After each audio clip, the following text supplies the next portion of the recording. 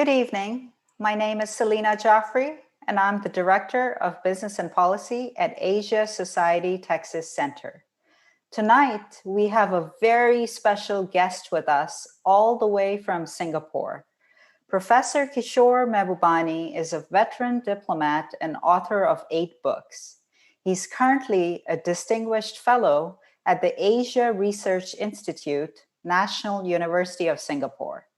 He has served as Singapore's permanent representative to the United Nations and has also served as president of the UN Security Council. Professor Mahbubani has unrivaled access to policymakers in Beijing and Washington, and tonight he'll discuss the current US-China relations and the strengths and weaknesses of the two superpowers. Our moderator is Marty Gibson. He's vice chairman of JP Morgan Private Bank. He also serves as the vice chairman of Asia Society Texas Center. Following the conversation, we'll take some questions, so please share your questions throughout the discussion via the Facebook and YouTube comment box. Thank you.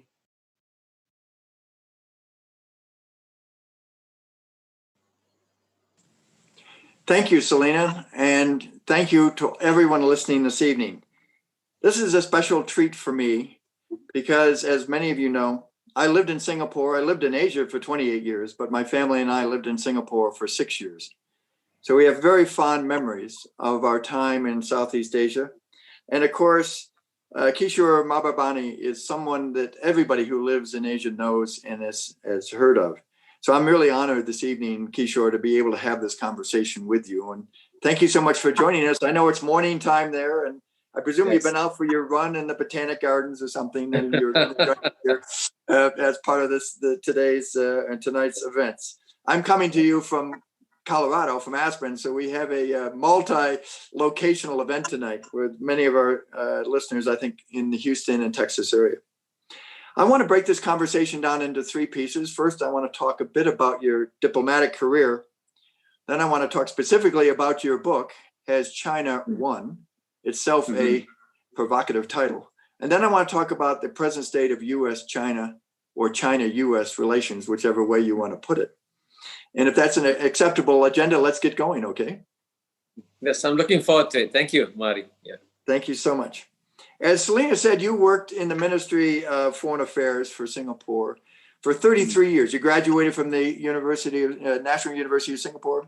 You worked for the Ministry of Foreign Affairs for 33 years, and you spent 11 years in total at the UN, which must have been a very interesting time, including a 2-year period as president of the UN Security Council, which is fantastic.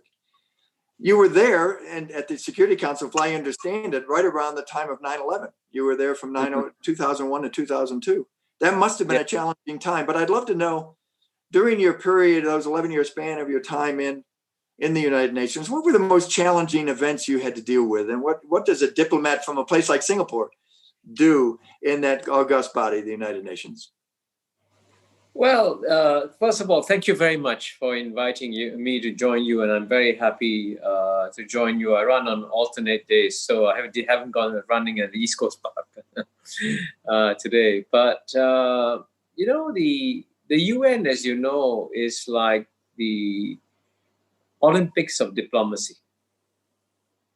And most countries, including the United States, send their best diplomats to become ambassadors to the UN. So for example, I work very closely with General Bernard Walters, a very legendary American ambassador. I work closely with John Negroponte when Singapore was in the Security Council. So I was actually president for 2 months in the 2 years that I was there.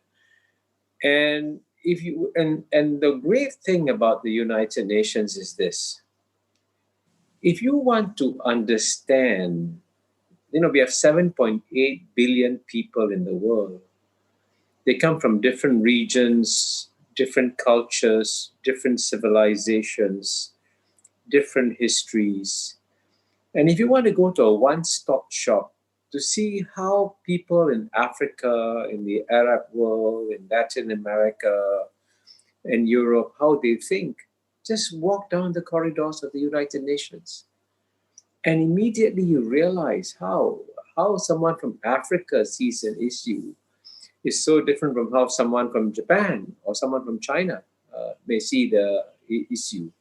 So that's why I think it's such a tragedy that the UN has been so demonized in the American body politic. And as you know, the United States has withdrawn from some UN bodies like UNESCO, like World Health Organization.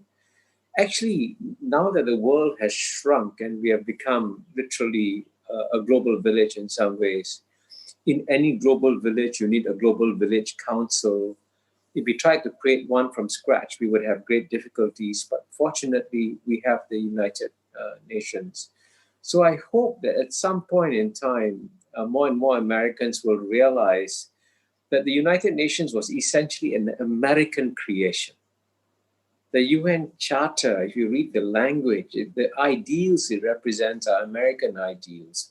And as you know, it was Eleanor Roosevelt who actually crafted and, in a sense, pushed the Universal Declaration of Human Rights. So it is very, very much in heart and soul an American institution. And I hope one of the goals of my writings is to get Americans to fall in love again with the United Nations. It's going to be a difficult task, but it's worth doing. Well, I think that perspective is very interesting, but I want to go back to some history. As you well know, at that founding in 1945, the United Nations, actually the Republic of China was a founding member of the United Nations, and actually remained there until 1971, when China was finally admitted to the United Nations. And as I understand, the 21st vote that was taken to actually approve them into the United Nations. So technically speaking, after the Chinese Civil War and the PRC became the mainland of China and Taiwan became the Republic of China, there was a long period there when China was not engaged in that august body. Now today, it's one of the 5 permanent members of the Security Council. Of course, it's attained its obviously international standard that it deserves. But you've seen over those years the progression of China's importance in that august body, as you suggest, and their way in which they operate within that organization. And can you talk a little bit about the way in which China has behaved within the United Nations as a country, as a diplomatic body? Well, I must say, I'm very impressed by your deep knowledge of the UN, Marty. You obviously know it very well. And you're right. I mean, for a long time, actually, there was an anomaly when China was represented by the Republic of China, which only controlled Taiwan, 25 million people, and 1.4 billion people of China were not represented. But after 1971, and this happened after Henry Kissinger went to China, and then the world realized that we got to get China into the United Nations. And that was a very positive development. And here I want to make a very important point that actually Bill Clinton made in a speech in Yale in 2003. And this is basically what Bill Clinton said. Bill Clinton said, if America is going to be number one forever, then he said, fine, we can keep on doing what we are doing. It doesn't matter, it will be number one forever. But he added a but. He said, but if we can conceive of a world in which we are no longer number one, then surely it is in America's national interests to strengthen multilateral rules, multilateral processes, multilateral institutions which implied will constrain the next number one, which will be China. And therefore, I know, of course, we're going to discuss it later. There's an incredible amount of concern about China in the United States today. But Bill Clinton said that the best way to constrain China is to strengthen the United Nations and the rules and processes. So you have a rules-abiding great power. And we have, the reason I want to emphasize this, I would say that we have a window of opportunity now, I would say in the next 10 years. Because as of now, while China is still number 2, China is willing to play by the rules of the United Nations. And as you know, China has become the biggest beneficiary of the rules-based order that America has created. So the reason why China's GNP, which in 1918 purchasing power parity terms was 10% in the United States, and it became bigger by 2014. The reason why that happened is because China was admitted into the World Trade Organization after negotiations with the United States. And so China, as of today, actually wants to strengthen the United Nations. And incidentally, China is also the biggest contributor of UN peacekeeping forces. It contributes more UN peacekeeping troops than the other 4 permanent members of the UN Security Council: United States, UK, France, and Russia combined. So why not use this opportunity to further anchor China in the United Nations and further anchor China's willingness to abide by the rules of the global order? Of course, let me emphasize that Chinese behavior is not perfect. From time to time, they do violate international rules. Let's be clear about that. But all great powers do that. So that's par for the course.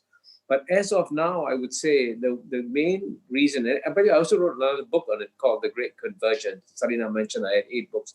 But the whole theme of the Great Convergence was that the United States should not walk away from the UN. In fact, the United States should use the UN to constrain other great powers, like China.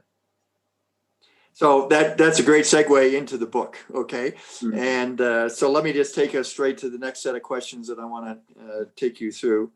The book, as we titled this program, is Has China Won?, which you released earlier this year. But about 18 months previous or something like that, you wrote another book, released a book called Has the West Lost It? Which is an interesting title. So I hadn't planned on asking you this question. Do you on purpose title your books this way? I mean, is this something you do to try to get them off the shelves? I mean, has China won? Has the West lost it? I mean, seriously. Yeah, you're right. I often have a question mark. And actually, to be honest with you, I may have learned that from my first book, because my first book was published in 1998. And the title of that book was Can Asians Think? ?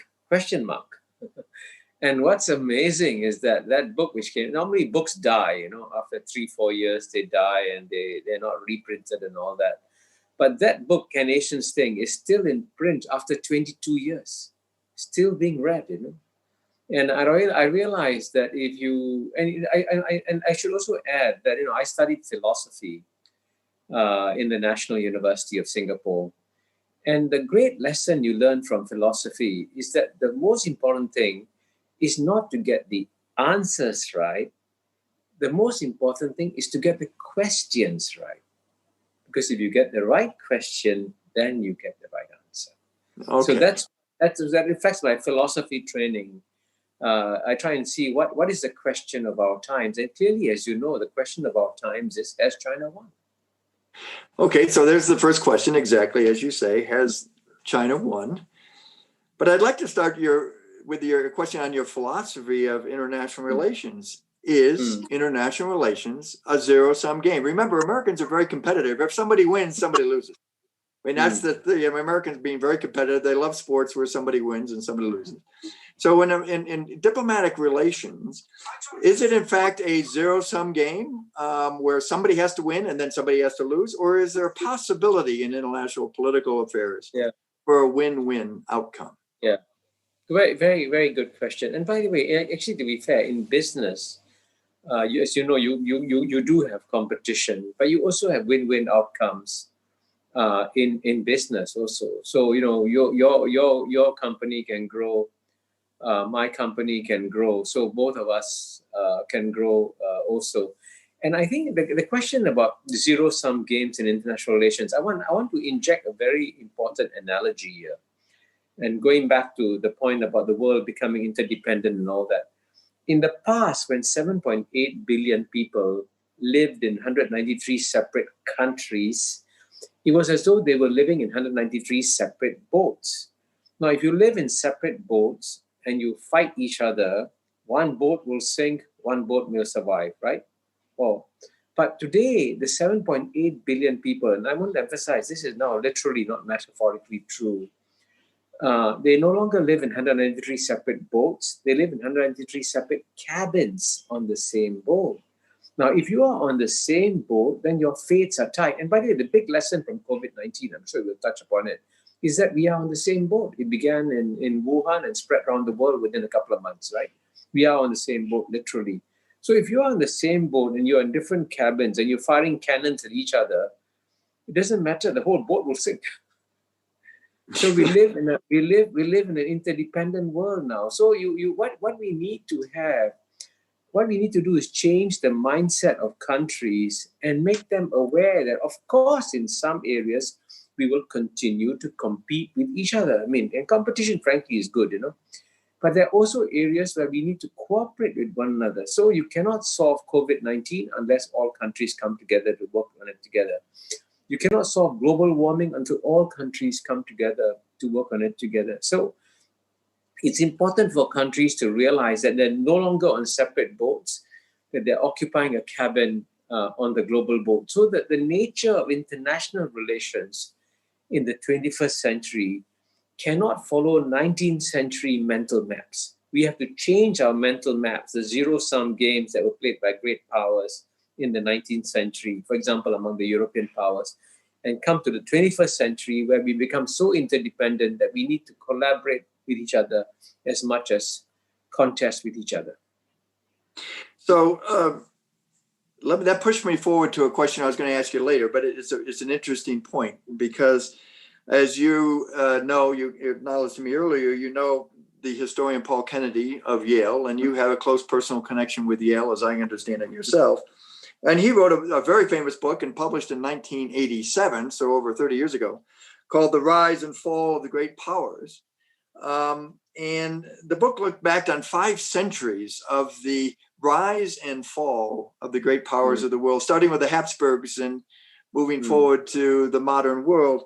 And at the time the book was published, we were moving from the bipolar world of US versus Russia. China was not a factor at that point, into what became, for a while in any case, a unipolar world where the United States was in charge. And shortly after he wrote that book, the wall came down in Berlin and the Soviet Union basically dissolved itself to 1991.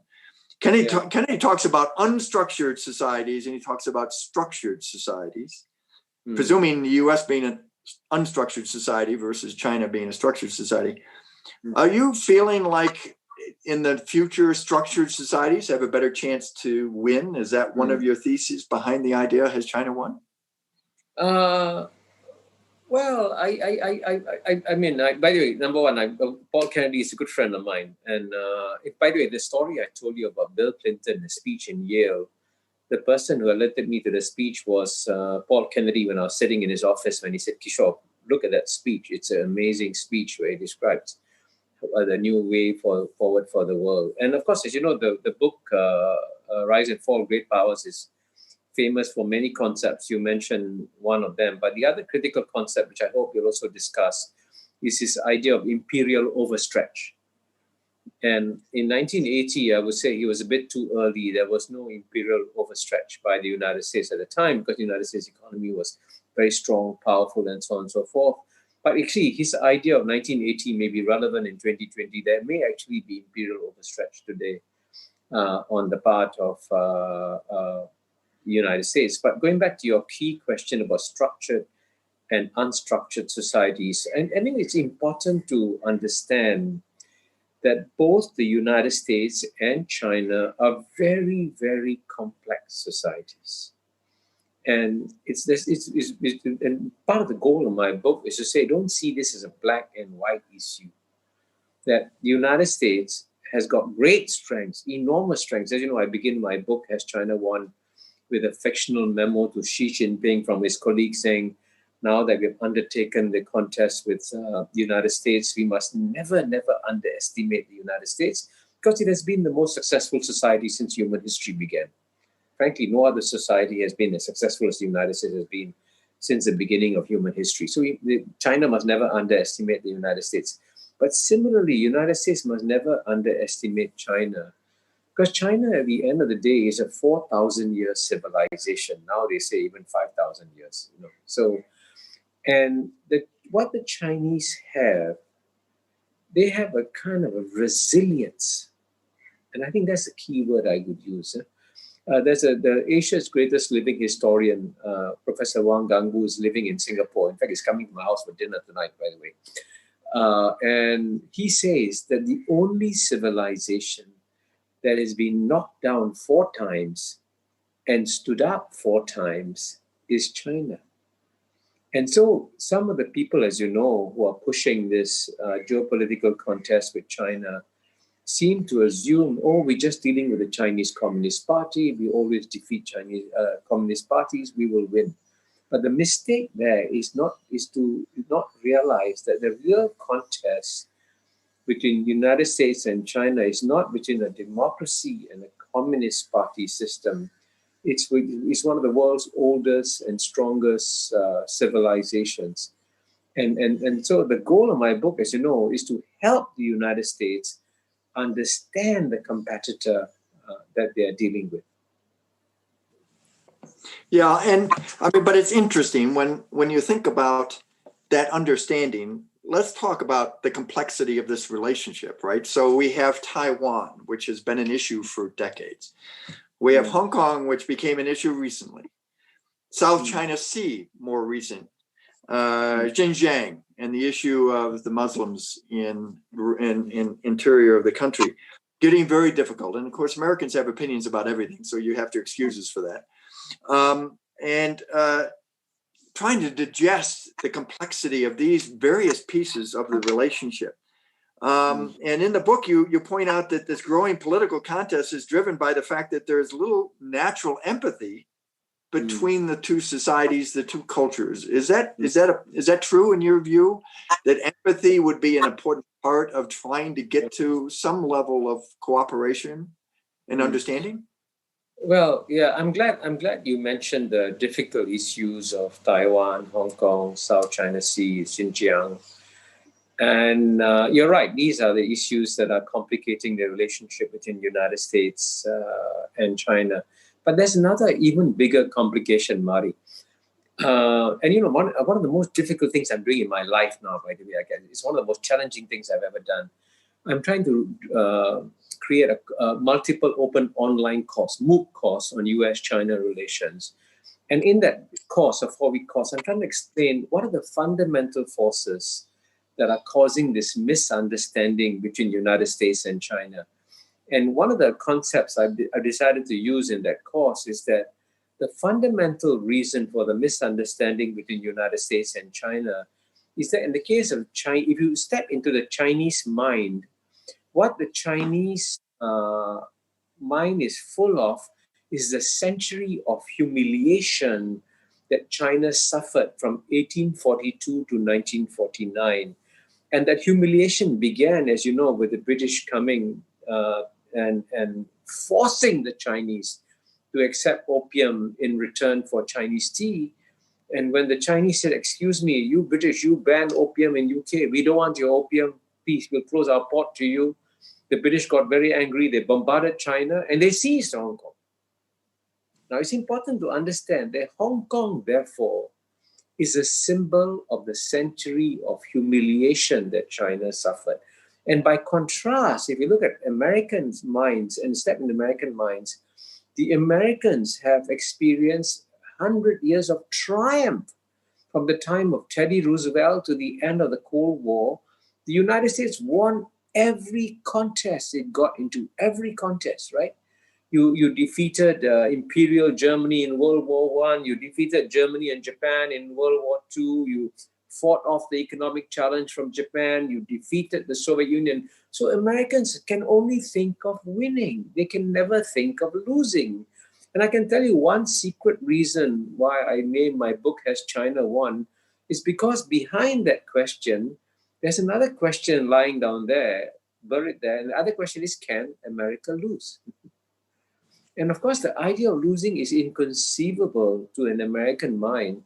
So as a friend of America, I'm saying, hang on a second, before you take on China, try to understand what you're dealing with. And so as a result of the century of humiliation, the Chinese, and this is what Kissinger also points out in his book on China. As you know, I also cite Kissinger in my book. There's a lot of strategic discipline in China. Whereas in the United States, and unfortunately, especially under the Trump administration, there's been no strategy, absolutely no strategy. There have been actions here, impulsive actions here, erratic actions there. And so as a result of that, in some ways, the United States hasn't fully grasped what a major challenge it is to take on China. Yeah. Okay. So I'm gonna push back a second now, because between 49 and 77, 78, the basic Mao years, or that period, what was the strategic vision, the strategic discipline that drove China during that period, that killed 25 million people in a famine and drove people into the countryside? And I just wonder that. So one could argue, yes, there is a period of strategic discipline we're seeing today, but we haven't necessarily seen that in historic terms. You're right. You're absolutely right. And in fact, Chinese people continued suffering after 1949. They had a famine you talked about in the Great Leap Forward. They suffered the Cultural Revolution also. And you're right. They had a rough time. But at the same time, remember the critical phrase that Mao Zedong used in 1949 when the People's Republic of China was established was, he says, China has stood up, right? And what did he mean when he said China has stood up? He meant that there were no longer any foreign forces. There have been foreign armies on Chinese soil for over 100 years, from 1842 to 1949.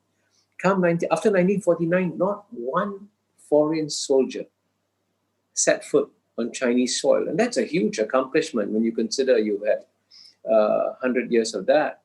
And at the same time, even though Mao was disastrous economically for China, absolutely disastrous, he did establish some things that actually laid the groundwork for China's subsequent rise. For a start, as you know, China had been, if you look at 4,000 years of Chinese history, China has been divided more often than it has been united.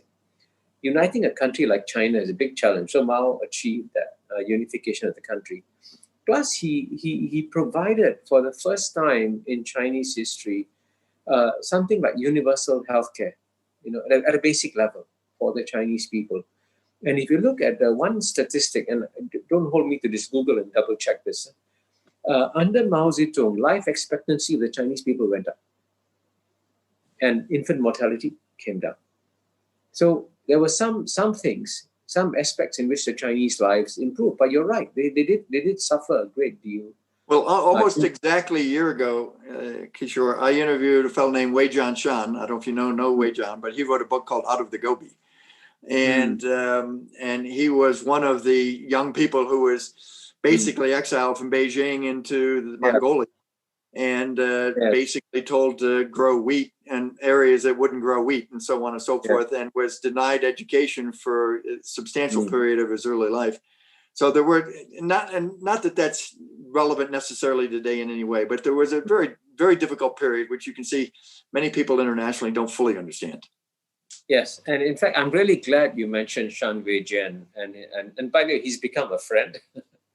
I've read his book, and incidentally, he's the latest person to endorse my book as China One, has sent me a wonderful blurb that I can use both in the English editions and the Chinese editions. And I was very happy that someone like Shan Wei-jian, who, as you know, suffered under Mao, really, as you know, if you read the book Out of the Gobi, it's actually quite shocking. It's very shocking. How he survived. By the way, let me interrupt. I apologize for interrupting. But I was one of the first people he met when he left academia and joined J.P. Morgan. He came to Hong Kong and joined J.P. Morgan. I was there, and I was one of the first people to meet him as he was starting his commercial career, which has proven to be a great success. So he and I have known each other for over 20 years. Yeah, but he's a wonderful guy. Wonderful guy. In fact, I was on a Zoom call with him a couple of weeks ago to discuss my book as China One.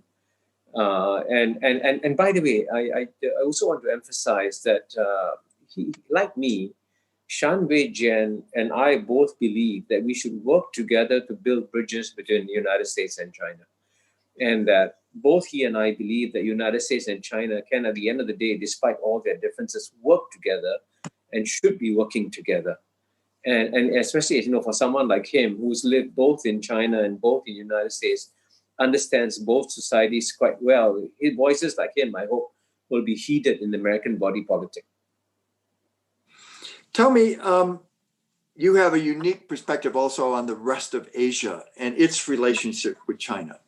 And you talk a little bit about this, but I'm thinking about countries like Singapore, thinking countries like the Philippines and others around the region.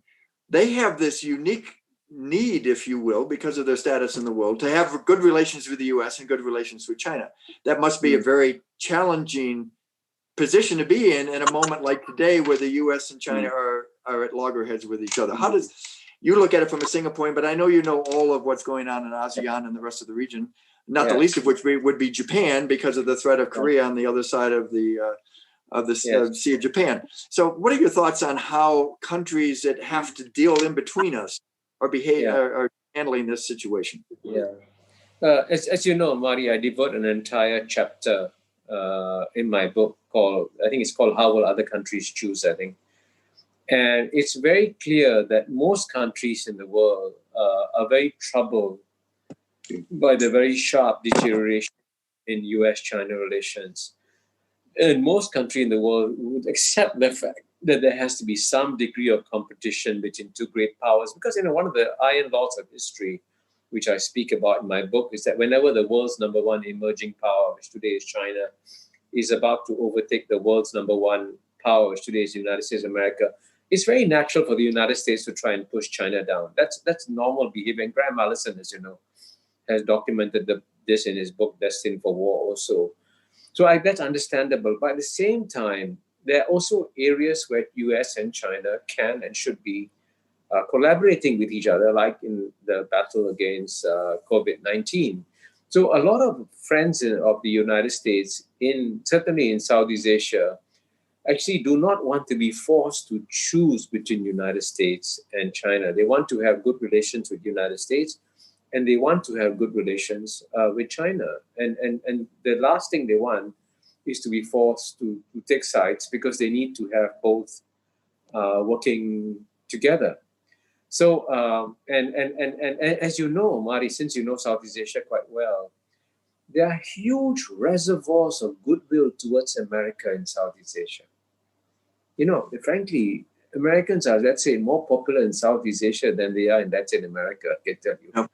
Yep. So clearly, I hope more, and as you know, I wrote another book called The ASEAN Miracle, which it doesn't have a question mark, where I talk about how the United States has been responsible for the success of Southeast Asia through its constant engagement. So I hope we all hope the United States would remain in Southeast Asia, would do more in Southeast Asia. And by the way, the United States has invested more in Southeast Asia than it has in China, Japan, Korea combined. That's an amazing statistic. So there are huge reservoirs of goodwill here. But United States and this is the hard part. The United States has got to learn to play a very sophisticated game of diplomacy, and not a binary game of diplomacy. It should not say you're with us or you're against us. That frankly puts a lot of countries in a very difficult position. Not just Southeast Asia. You take a country like Germany, for example. Even Germany, right now, which is selling more cars to China than it is to the United States. They will obviously want to maintain their close relations with the United States, but they don't want to have to cut off their ties with China. And that's also one of the critical goals of my book, to try and explain to Americans that this is how the rest of the world, the remaining 6 billion people in the world, as I say, of the 7.8 billion people, there are 330 million in the United States, 1.4 billion in the United States. There's still 6 billion people outside. And the 6 billion people outside want to have good relations with both powers, most of them, I think. So one question that I know pops up on many people's minds as this situation gets, I think, more difficult. Is war inevitable in this sort of a situation? So many of these rising and then failing countries end up losing their position through some sort of battle as opposed to just disappearing. Is that inevitable between the US and China?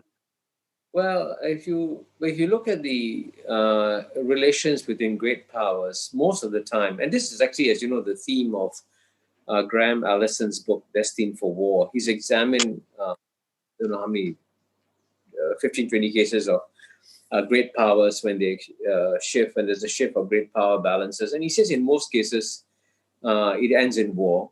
And so the conclusion of his book is that war is more likely than not. So I do agree with Graham Allison that the tensions will rise between great powers, but I don't foresee war between United States and China, because in a nuclear war, you don't have a winner and a loser. You have a loser and a loser. And as you know, if let's say that, and what is shocking here is that the United States has got 6,000 nuclear weapons. China only has 300, 5% of what the United States has.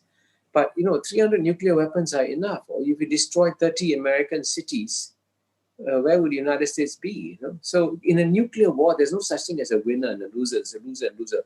And that's why I hope that just like within United States and Soviet Union, there was no direct clash, as you know, within US and Soviet forces. I hope there'll be no direct clash between US and China. But let me confess to you something, Marty. I'm actually very worried about the next 3 months, okay? Because I fear that there's some people, not President Trump himself, I think, there may be some people in the Trump administration who may believe that maybe they should, in a sense, stage a naval skirmish between US and Chinese naval forces in the South China Sea. And that would create, of course, you can imagine the incredible tension in the world, that people would rally around the flag of the United States and Donald Trump could be elected as a result, re-elected as a result. So I think that we have a three-month we'll call it window of danger, not window of opportunity, that we should pay very careful attention to. And having launched something called the Asian Peace Program in Singapore, we're actually coming out with an article on 1st September trying to point out, please be careful in the South China Sea. So it's interesting. A lot of the people that may not be listening to us may be listening to the Democratic National Convention right now, responding to that very point that you're just making, of somehow trying to make sure that Trump does not win in November. And so it was unintentional that we scheduled this for that same evening, but that's what's going on. Let's talk a little bit about some of the specifics of the U.S.-China relationship. In 2018, President Trump started a so-called trade war with China by levying tariffs on a large number of products. And China retaliated with tariffs of their own. And while it seems like a very long time ago, it was only January 15th when the U.S. and China signed phase 1 of a trade deal. In your opinion, is the trade negotiation, was it helpful to the relationship? Was it negative? I mean, there were periods when President Trump was very positive on that relationship, very hopeful. And then at the end, it was not clear whether it accomplished anything. Of course, a lot has happened since, but I just wonder what position does trade have in these relations in your view? Yeah. Well, I would say that the United States has legitimate grievances on trade against China.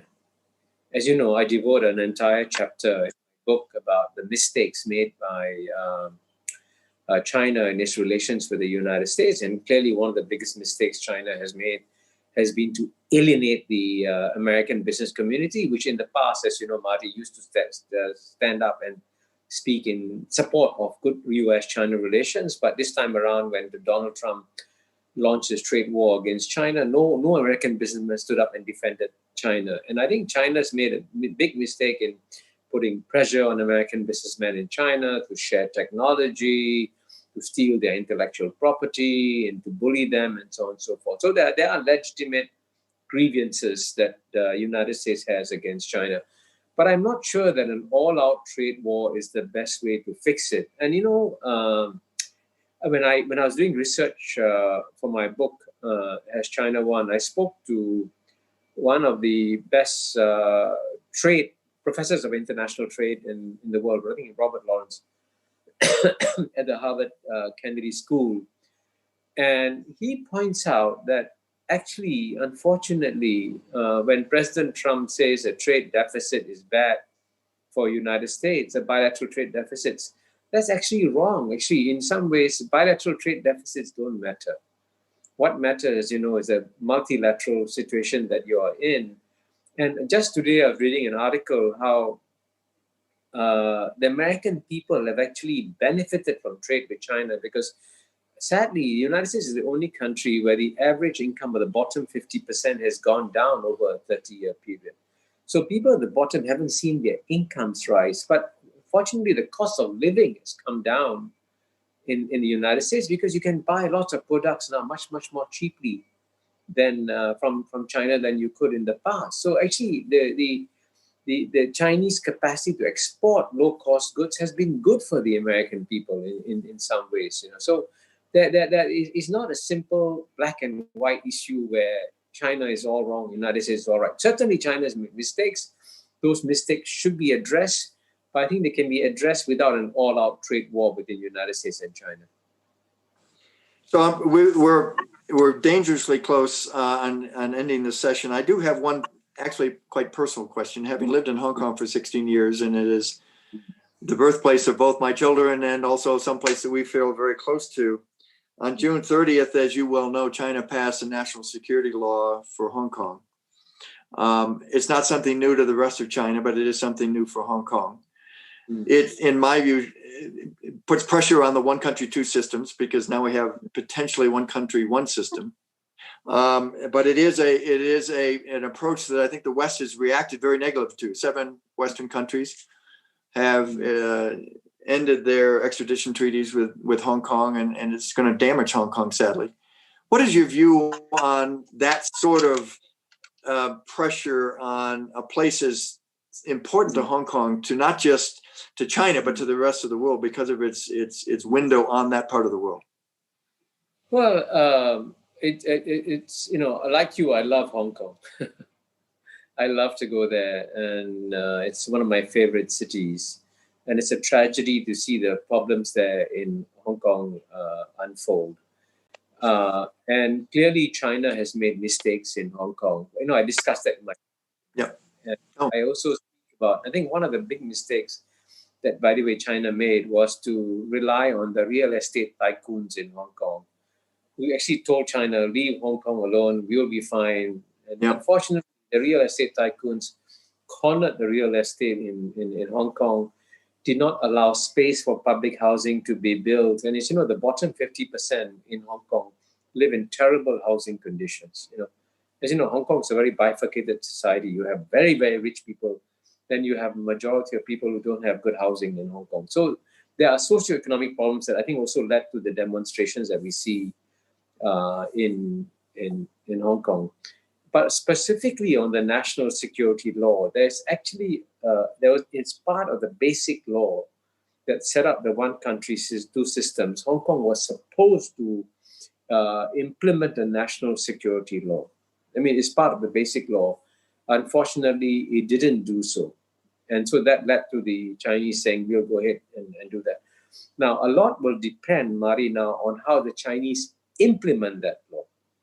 If they do it in a heavy-handed fashion, then I agree with you that the one country, two systems formula for Hong Kong will be eroded.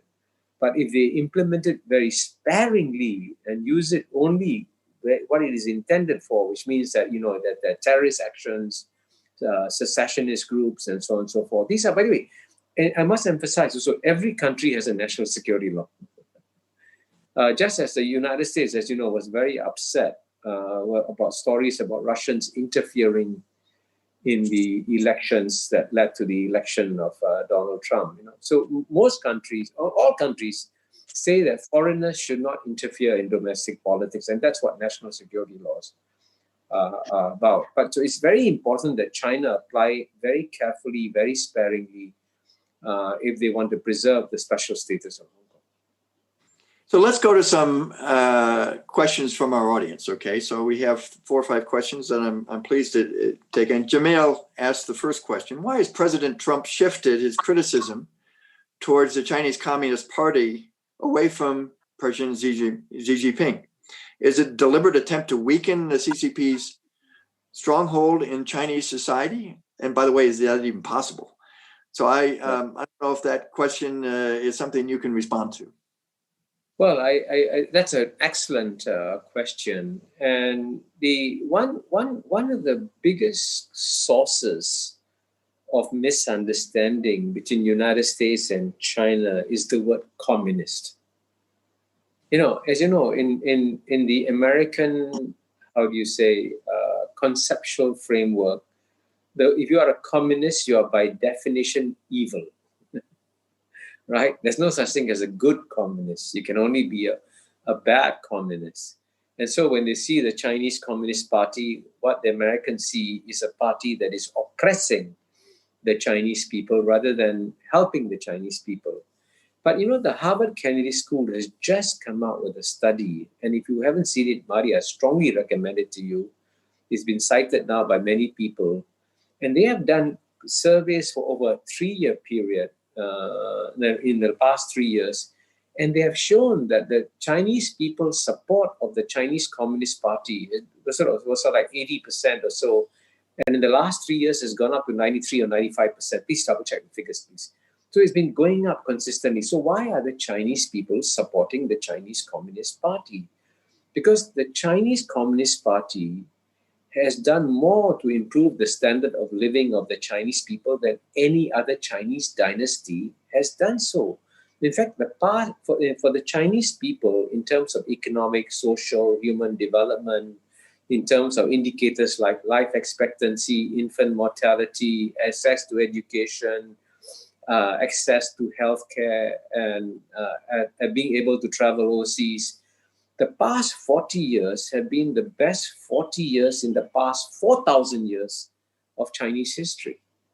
And that's why the Chinese Communist Party is actually very, very popular. But I often say that the Chinese could solve this problem by changing the CCP. CCP should not stand for Chinese Communist Party.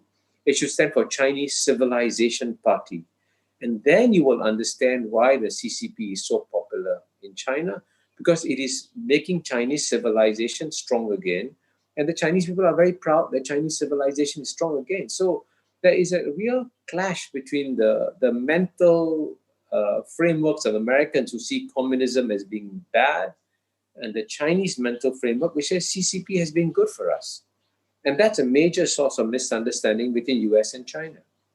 Yeah, and there's no question the education system in the United States has propagated that over many, many decades, of course. As a young boy, I used to have to hide under my desk in case of a nuclear attack, right? And with that was only from one place, and that was going to come from Russia.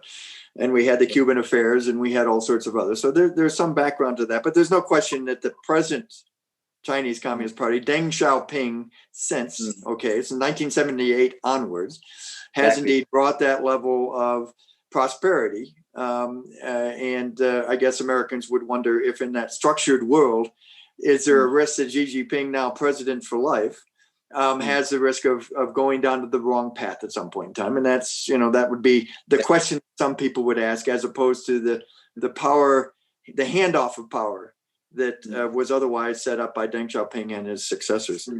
Open question. Well, only history will tell, right? Here's a question from Sarah. I think we've answered this question, but do you think countries in Southeast Asia or elsewhere in the world are trying to realign with China over the U.S.? Do you see countries aligning themselves with China in exclusion of the U.S.?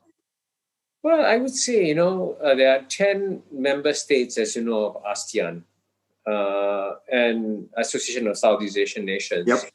And among the 10, there are clearly some which are very pro-American, and paradoxically, the most pro-American country in Southeast Asia is Vietnam. And that's perfectly understandable, because Vietnam has been a neighbor of China for 2,000 years. Vietnam was actually occupied by China for 1,000 years. So the Vietnamese would like to have some protection from China, and so they move closer to the United States. But then you have a country like Cambodia, which is very, very pro-China.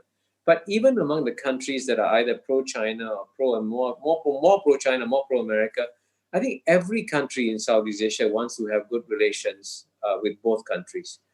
And as I emphasize, like the rest of the world, most countries don't want to be forced to choose between the United States and China, because they want to have good relations with the United States in some areas, and they want to have good relations with China in other areas. And they don't want to see this as a zero-sum game.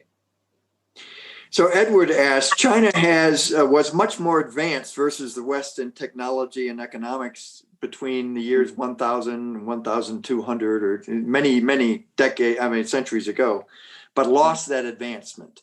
Do you think that the top-down social structure was the main reason for this regression in terms of advancing? For example, bronze was something that was very unique to China, right? When people in Europe were eating, with wooden spoons.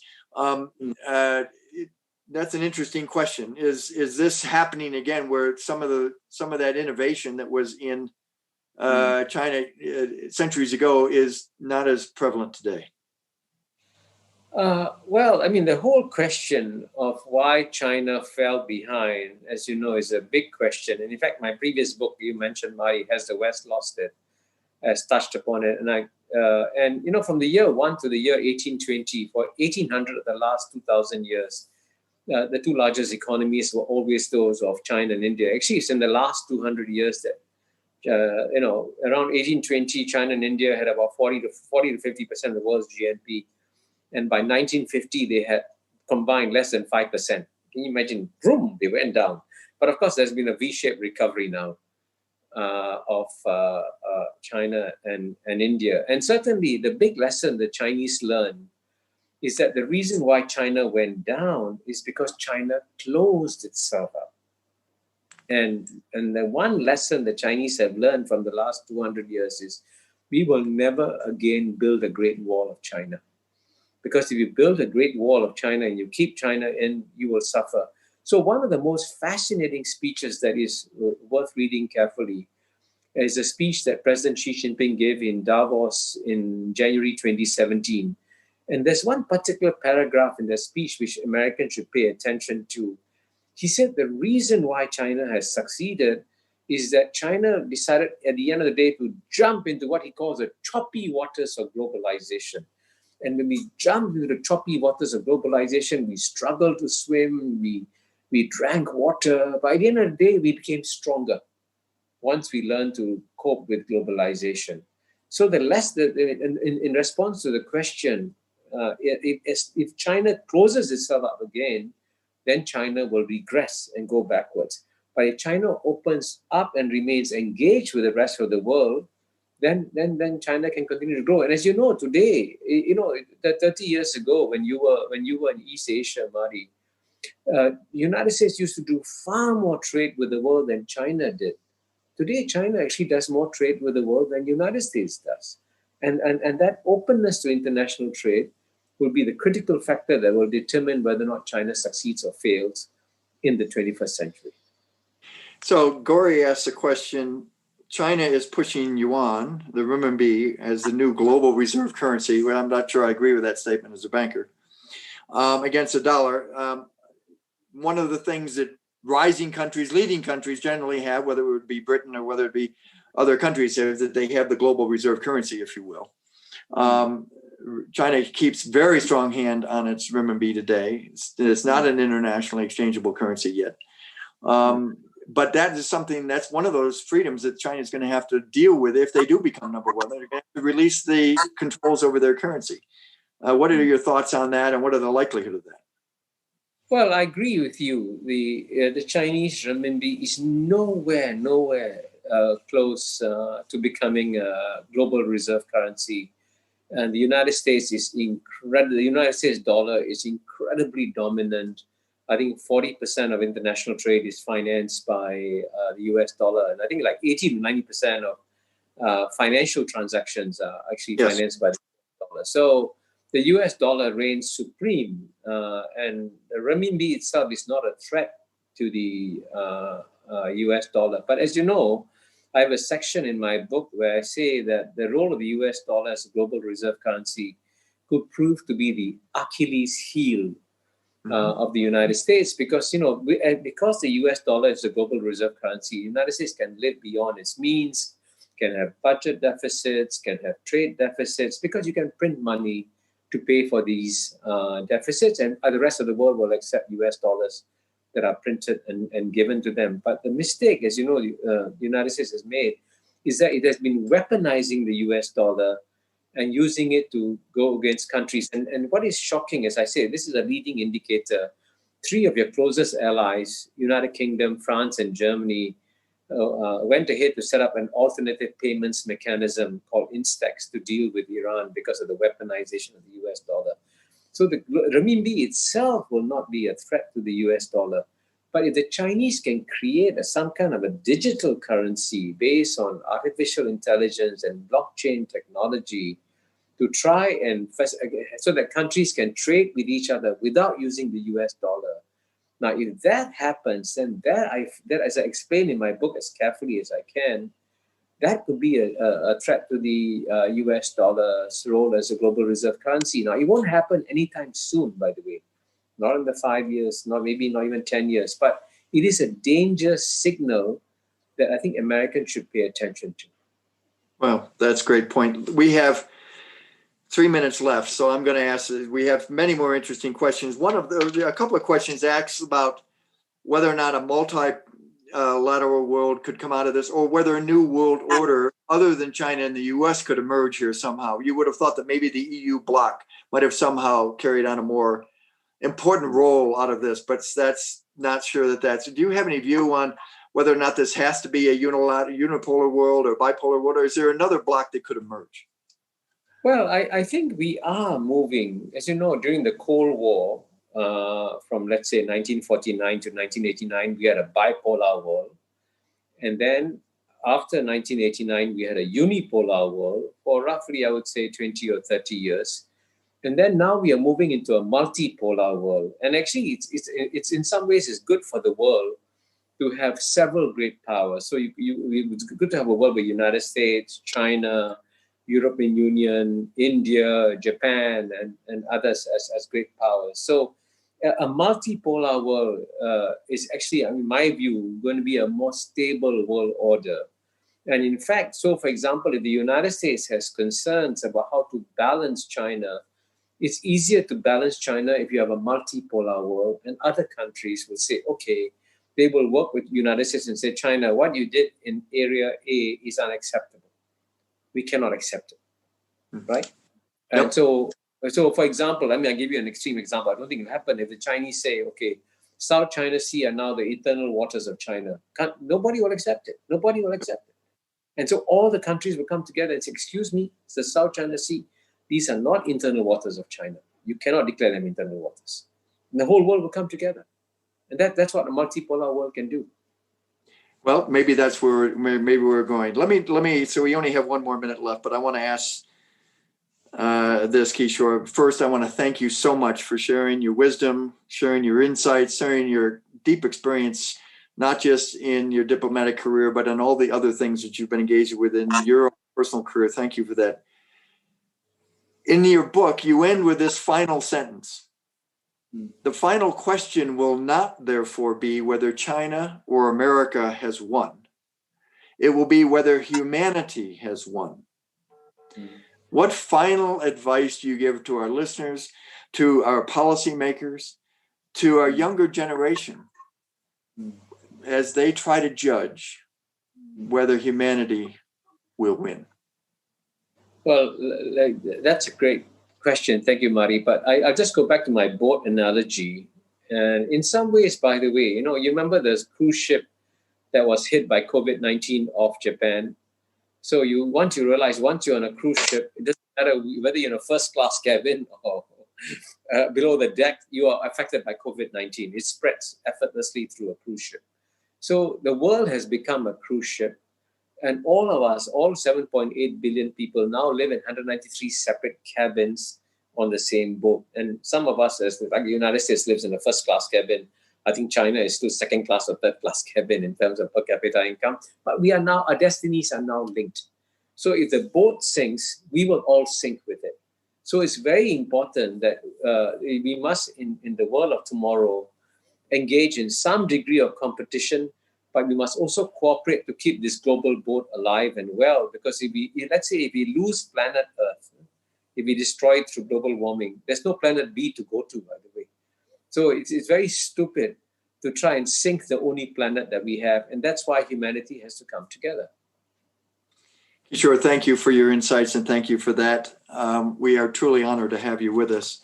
For our audience, I want to remind you, if you have not looked on the Asian Society Texas Center website, please tune in to join us next Thursday on August 27th at 7:30 for a discussion with Rosemary Gibson on the U.S. dependency on China in the global medical supply chain. This is going to be a very interesting question as we get a vaccine. Rosemary Gibson is a senior advisor at the Hastings Center. She's the author of China RX, Exposing the Risks of American Dependence on China for Medicine, which reveals the centralization of a global supply of medicines in a single country and implications in the event of a global pandemic, which we are seeing today.